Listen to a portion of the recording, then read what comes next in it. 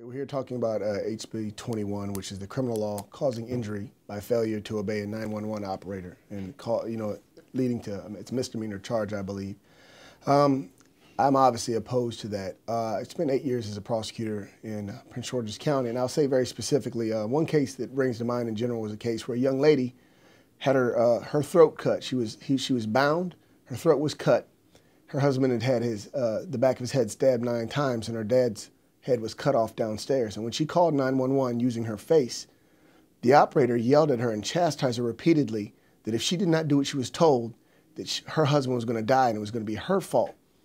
And the operator yelled at her and telling her to go get a blanket, putting it over her husband's neck and over his wounds. And the problem is, and you actually hear it later on in the 911 tape, the little girl's hands were tied too, and they were bound behind her.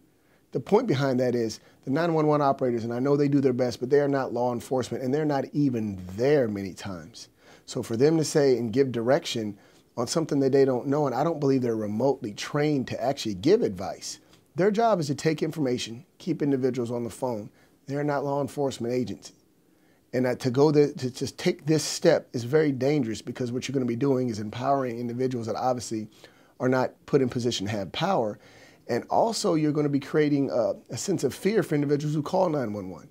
They're not supposed to be worried about breaking the law when they call to get some assistance, be it fire, be it safety, be it crime. They're supposed to be there so they can call. And like I said, I'm always haunted by hearing that young lady's words about, but my hands are tied too. Because the fact of the matter is that 911 operator had no idea the entire situation. She heard snippets and little bits. And many times they may be dispassionate, maybe they just had a long day, but they really do not know what's going on. And when you have individuals, especially those calling because they're trying to rescue someone, to then, because they failed to follow instructions, be held to a misdemeanor, I think our Good Samaritan law protects them anyway, but it just sets bad precedents. We really need to be careful about over-legislating things. Allow people to use common sense in their judgment, because they're actually the ones that are there on the scene. If a 911 operator tells you not to follow somebody, well, unfortunately, they're not there. And if they're heading towards your house, you might need to follow them.